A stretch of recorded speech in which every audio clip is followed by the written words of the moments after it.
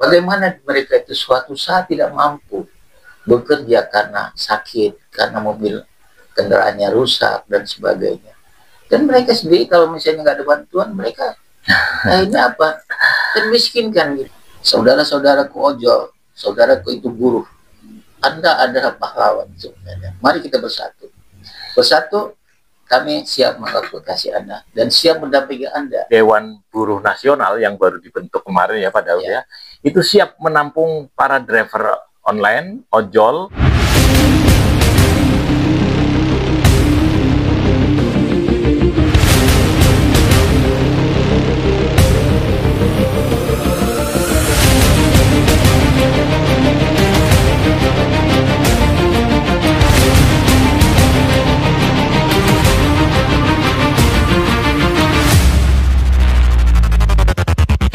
Assalamualaikum warahmatullahi wabarakatuh.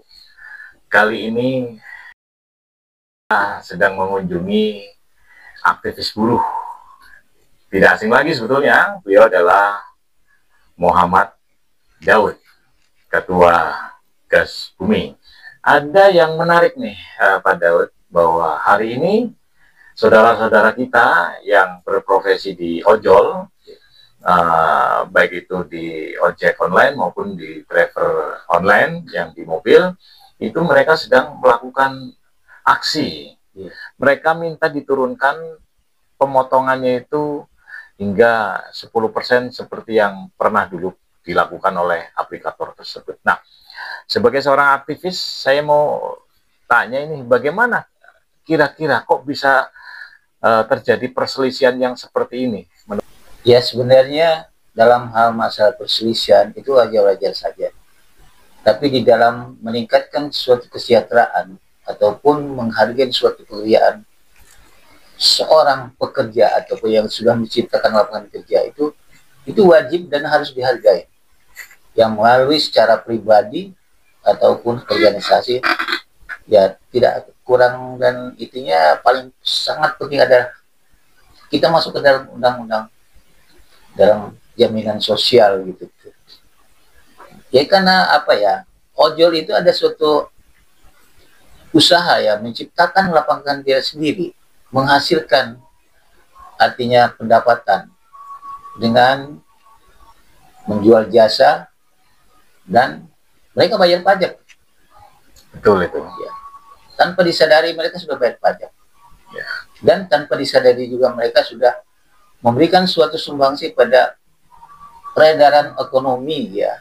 Bayangkan aja, kalau seorang misalnya seorang guru ataupun seorang pegawai negeri ataupun sebagai swasta yang mungkin ya dengan dia menggunakan suatu kendaraan sendiri, dia mengeluarkan suatu energi, biaya, tapi sekarang kita rasakan begitu mereka klik, artinya ojol muncul, dan jaraknya juga bisa diperhitungkan gitu, sekian meter, sekian kilometer, sekian rupiah gitu.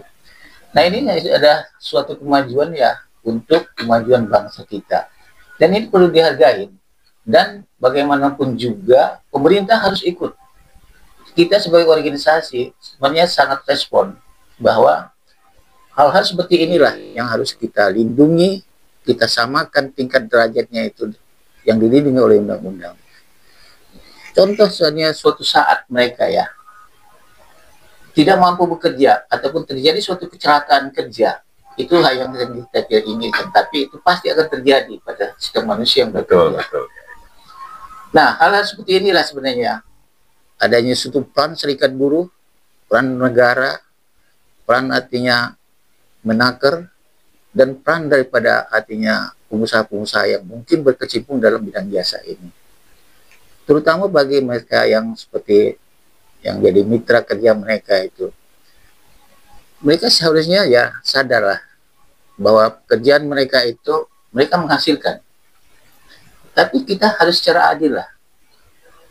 Usaha mereka itu sudah store, cuman kemana store-nya? Itu kira-kira berapa ya store-nya? 30% ya? Bukan, jadi dari aplikasi yang mereka sediakan dari aplikator, mereka itu wajib membayar atau dipotong lah istilahnya 30% dari penghasilan. Jadi kalau misalkan ada nilai jasa yang dijual kepada konsumen oleh si ojol itu senilai 100.000, itu 30%-nya itu disetor kepada pemilik aplikasi, yaitu Grab maupun dari Gojek atau aplikator yang lainnya. Nah, dalam kondisi yang seperti ini memang sangat tidak layak, karena 30% itu cukup tinggi. Kita bisa bandingkan, per kilometer itu sekian ribu, terus kemudian bensin sekarang kan posisinya tidak lagi seperti dulu ketika posisi dipotong 10%. Kalau dulu potongannya 10%, bahkan pernah dulu itu sampai 5% ya kan, waktu awal-awal. Nah sekarang 30% di saat harga BBM itu 10.000 per liter. Nah kalau menurut Pak Daud, sebenarnya ya dalam hal ini masalah pemotongan 30% itu secara logika umum ya, sebagai kita sebagai artinya buruh, sebagai usaha untuk mencari nafkah, itu 30% itu terlalu besar sebenarnya. Iya, sangat besar sekali itu. Dan sebenarnya 30% itu kalau jelas kemana-kemananya itu no problem sebenarnya. Apakah dengan 30% itu 10 untuk jaminan suatu saat dia ada kecelakaan ataupun hari tua dan sebagainya, saya kira sah-sah saja. Tapi dengan adanya 30%, sekarang ada tanda tanya, untuk siapa? Dan paham-paham ini sebenarnya termasuk paham-paham yang dianut oleh kapitalis ya, maksudnya mencari keuntungan sebesar-besarnya. Ya. Sedangkan ayat itu mencari kehidupan, untuk bukan mencari kekayaan, tapi untuk kehidupan, menunjang hidupnya. Ya. Bagaimana besok itu kehidup? Betul, betul. Nah, dengan ada lapangan kerja ini seperti ojol ini, yang mungkin sudah berkembang saatnya di negara yang sedang kita berkembang ini, itu wajiblah kita hargai, wajib kita pupuk, kita apa istilahnya, melindungi mereka ini. Ya saya sebagai aktivis serikat buruh sangat menghargai, dan kita minta jaminan mereka ini harus dilindungi secara hukum gitu. Ya. Nah kalau kita secara hukum berarti mereka harus berorganisasi dan berbicara secara organisasi, karena apa? Di dalam suatu musyawarah itu harus ada dua belah pihak ya, pihak pemberi dan penerima. Yeah. Di dalam hubungan kerja seperti buruh itu, si pemberi kerja itu ya dari pihak perusahaan, penerima kerja itu adalah buruh. Nah suatu saat mereka berinteraksi, itu secara otomatis ada suatu perlindungan secara hukum yang mendukung tenaga kerjaan gitu. Apapun terjadi suatu perselisihan, apapun terjadi suatu beda pendapat, itu disalurkan secara bipartit. Nah kalau misalnya ojol ini, mereka itu musyawarah dengan siapa? Yeah. Apakah ini hanya suatu partner, ini suatu pengusaha? Pengusahanya siapa yang bertanggung jawab? Maksudnya, yeah. Apakah dengan sistem, artinya ya memang sistem kita ini ada dua lah. Sistem artinya pemerataan, ada sistem yang namanya kapitalis. Yang penting untuk sebesar-besarnya, dan kalau bisa sifatnya ya jadi perusahaan yang besar gitu. Ya. Nah di samping juga saya jangan mereka ke pemerintah ya. Pemerintah juga harus sadar juga. Tolong itu seandainya kalau perusahaan ini janganlah dibebani oleh premanisme, pajak pengamanan, pajak organisasi dan lain sebagainya yang sifatnya ya katakanlah minta-minta lah, minta jatah dan sebagainya. Itu sebenarnya beban bagi perusahaan. Ya.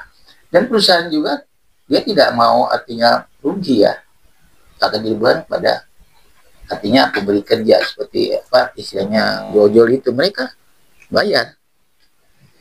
Nah dengan artinya hilangnya pendapatan ini atau berkurang pendapatan ini, ya jelas perusahaannya akan berpikir dua kali kan bagaimana untuk meningkatkan supaya ini maju perusahaan atau berkembang dan sebagainya gitu. Ya. Makanya semuanya sebaiknya mereka ini harus dilindungi, harus ada suatu perjanjiannya khusus dan disahkan secara undang-undang. Mereka harus kompromi antara organisasi ojol dengan perusahaan, siapapun namanya perusahaan yang memiliki tanggung jawab perusahaan itu secara yuridis ataupun secara formalnya itu harus ya kita sebenarnya dari serikat buruh bersedia untuk menjembatani itu. Ya. Karena ini aset negara sebenarnya. Betul. Tapi persoalannya gini, Pak Daud, bahwa memang ada perjanjian, tapi sifatnya kalau menurut saya kan pernah berkecimpung di driver online ya, itu sepihak. Ya. Jadi mereka kadang-kadang melakukan pemutusan mitra ya, karena di sini bukan sebagai buruh kepada perusahaan ini, bukan, karena ini mitra. Pemutusan kepada mitra itu pun kadang-kadang sepihak dan tanpa ada perlindungan. Karena misalnya salah satu contoh misalnya dia melanggar satu aturan, itu tidak ada SP1, SP2, jadi langsung diputus mitra. Nah, sementara mereka mau dapat perlindungan dari mana? Sementara kan mereka sudah memberi keuntungan kepada si aplikator itu sendiri. Nah, betul bahwa mereka punya serikat ya kan? Tapi serikat yang mereka bentuk itu selalu posisinya kalah. Dan maksud saya, apakah di sini negara juga tetap diem aja? Atau harusnya bagaimana dengan posisi yang seperti ini? Karena dari potongan 30% itu tidak ada fasilitas apapun, kecuali hanya janji-janji pernah dulu ada dijanjikan untuk mendapatkan pemotongan perumahan. Atau yang tadi Pak Daud pernah singgung bahwa apakah ada pemotongan untuk BPJS? Saya rasa tidak. Nah, bagaimana menurut Pak Daud? Sebenarnya ya kalau namanya suatu perjanjian itu memang harus adil ya. Adil dan tidak artinya memberatkan sebelah dari salah satu pihak. Misalnya perjanjian itu harus benar-benar transparan, ya, berguna dan bermanfaat dan dirasakan adil sebenarnya. Tapi kalau dia dengan perjanjian ini aneh sebenarnya suatu ya pemaksaan suatu perjanjian karena dianggap ya karena dia pengusaha kan, ya, mempunyai suatu keputusan secara apa ya artinya hukum dagang kan, ya, bagaimana mencari keuntungan. Nah di sini masyarakat sosial misalnya menghargai suatu harga, bagaimana seorang ojek itu sudah kena panas, dingin, kena hujan, terus dengan artinya jarak yang begitu jauh, risiko kecelakaannya, ini nggak terpikir sebenarnya. Nah saya sebagai aktivis buruh sebenarnya perjanjian-perjanjian itu saya kira itu ya sangat harus diawasi lah. Dan paling penting itu sebenarnya pemerintah itu turun tangan dah, terutama itu Menaker. Saya setuju itu. Sebenarnya Menaker itu harus mempunyai suatu apa ya, suatu terobosan, suatu inspirasi melindungi kedua belah pihak. Pengusaha harus dilindungi juga dan pihak buruh juga harus dilindungi. Mereka sebenarnya diberikan kekuasaan, diberikan suatu apa ya amanah daripada rakyat. Ya. Yang menarik mereka itu kan mereka digaji dibayar rakyat kan, uang rakyat. Nah sekarang nggak usahlah masyarakat, tapi lindungi mereka ini dalam suatu saat tidak mampu bekerja. Ya, jadikannya dia ada suatu asuransi dan sekarang seharusnya sudah ada kan asuransi BPJS. Secara masyarakat seluruh Indonesia sudah ada BPJS kemiskinan. Betul. BPJS untuk kesakit dan sebagainya itu. Nah itu mereka sebenarnya dijadikan suatu apa ya kekuatan hukum dengan perjanjian yang benar-benar sah secara hukum. Ya, dijadikan suatu apabila suatu kedua belah melanggar ada suatu sanksi hukum. Seperti kalau misalnya terjadi suatu perbedaan pandangan atau suatu kesalahan, itu jangan jatuh di judge PHK tanpa ada prosedur.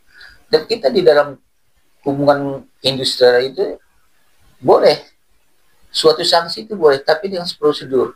Pertama, peringatan pertama, kedua, ketiga. Terus ada kan bipartit. Bipartit itu kan nggak selesai tingkatkan pada tripartit, yaitu melalui artinya presiden hubungan industrial gitu. Ya. Karena bagaimanapun kita, mereka ini buruh. Buruh itu ya sebenarnya seluruh bangsa kita itu buruh, bangsa Indonesia itu. Ya.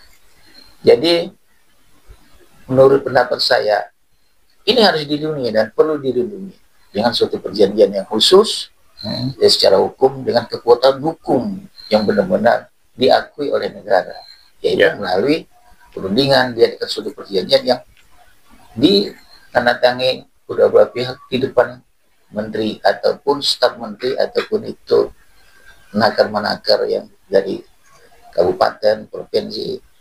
Ini sebenarnya ya suatu harta yang terpendam, suatu mutiara yang harus dipulas. Ya. Tapi bagi kita sekarang ini, kita harus belajar lah. Ya. Belajar menghargai bagaimana seseorang warga negara menciptakan lapangan kerja tanpa menyusahkan negara, malah dia memberikan suatu pasukan atau ini kepada negara. Nah, sekarang kita tuntut negara, apalagi di era sekarang ini, seperti Prabowo, kita dukung dia untuk masyarakat rakyat itu. Kami dukung dan siap kita maju di depan. Tapi dengan suatu kata pasti gitu. Saya kira saya sebagai aktivis buruh menghargai mereka. Dan saya ingatkan, mereka harus adil dari pihak partner ini. Dan kalau tidak, ya kita siap menjadi pembela mereka atau mengoposisi mereka gitu. Siap saat. Tanpa bayar. Betul. Nah, satu lagi sebetulnya, kekuatan mereka sebetulnya ada.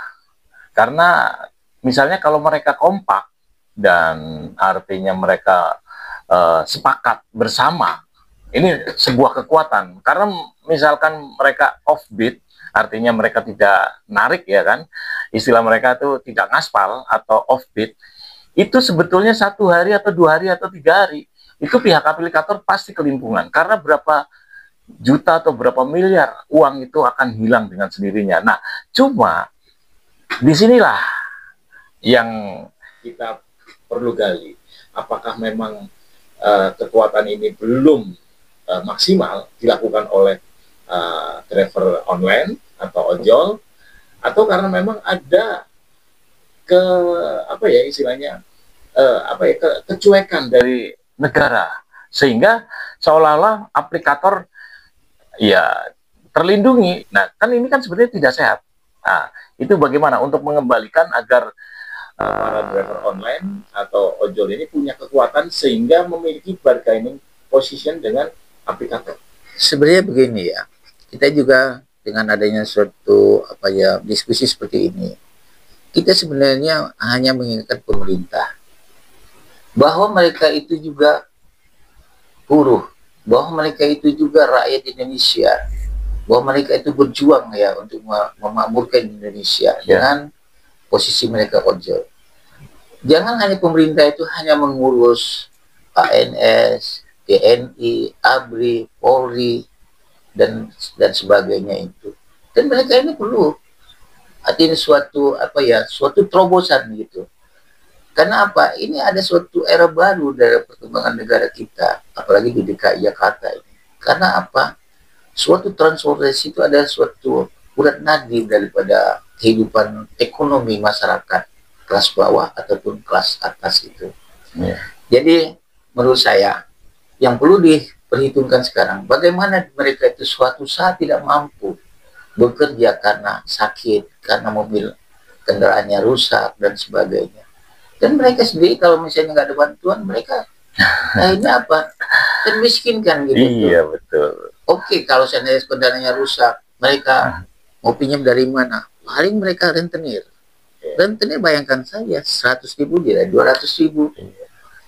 Boro-boro bangun memberikan suatu keuntungan, bahwa di situ menghabisi artinya pendapatan. Nah, ini sebenarnya kita sebagai aktivis buruh bersedia dan siap.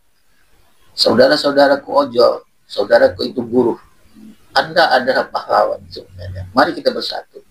Bersatu, kami siap mengadvokasi Anda dan siap mendampingi Anda bahwa mitra Anda itu harus secara jujur mempunyai suatu perjanjian yang transparan dan kedua belah memiliki kepentingan. Jangan satu azas untuk mencari keuntungan sebesar-besarnya dan sebagainya. Itu ide di kapitalis itu kita tinggalkan dulu dah sekarang. Siap. Nah, pemirsa, obrolan ini sebenarnya sangat menarik, ya kan? Nah, di lain kesempatan kita akan sambung lagi ya, Pak Daud ya. Nah, jangan lupa nih, jadi dari Dewan Buruh Nasional yang baru dibentuk kemarin ya Pak Daud ya, itu siap menampung para driver online, ojol, itu untuk mengadu ke sini dan kita akan dampingi. Dan karena kita punya yang namanya pos Bakumas, yaitu pendampingan secara legal, ya kan. Di sini akan dicarikan jalan keluarnya mengenai perselisihan perburuan. Ya meskipun bahwa tadi memang driver online maupun ojol ini adalah sebagai mitra. Tapi alangkah baiknya kalau memang masih tetap dirugikan, Dewan Buruh Nasional siap menampung ya Pak Daud ya. kita memang Dewan Buruh ini mempunyai suatu rasa nasionalis yang tinggi. Karena apa? Kita menganggap semua yang namanya itu ojol, buruh, pabrik, buruh, yang sifatnya yang terikat, artinya kontrak dan sebagainya, kaki lima, itu sebenarnya wajib, dan kita memiliki kewajiban satu dalam Dewan Buruh ini. Dewan Buruh ini adalah suara, bukan suatu artinya mencari kepentingan siapa yang paling besar, siapa yang berkuasa, siapa yang paling tidak. Jadi dalam Dewan Buruh ini ada suatu penyaluran inspirasi sebagai anggota DPR itu, suara rakyat ini kan, Dewan Buruh ini suara buruh. Suara buruh. Yang perlu didengar, perlu dipelajari oleh pemerintah, dan jangan dijadikan suatu musuh. Kita tidak akan pernah memusuhi pemerintah, tapi kita akan mengkritik pemerintah apabila dia berlaku tidak jujur, inkonstitusional. Kita di depan. Kita bukan sebagai isian pengkritik yang sifatnya ugal-ugalan, tidak. Tapi kita tahu bahwa negara ini negara maju, buruh maju, dan rakyat sejahtera. Saya kira hanya itu. Dewan Buruh siap menampung ya. Ya. Oke. Baik, saksikan siaran berikutnya hanya di Populi TV, di Mimbar Bebas, di Fokus 1, di Nol Demokrasi, dan jangan lupa Suara Buruh Official dan suaraburuh.com. Sampai ketemu di lain kesempatan. Wabillahi taufik walhidayah. Wassalamualaikum warahmatullahi wabarakatuh.